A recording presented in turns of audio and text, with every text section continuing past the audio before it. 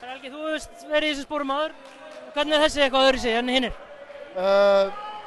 Bara hann er ferskari. Þetta er alltaf gaman maður á ekki að taka, maður tekur þessi ekki sem sjálfsögðum hlut. Þetta er mikið afrek finnst mér að sigra heilt Íslandsmót og við ætlum að njóta þessi botn í kvöld og bara næstu daga. Hvað er það sem skilaði þessu fyrir ykkur í kvöld? Hvað segirðu? Hvað er það sem skilaði þessu fyrir ykkur í kvöld?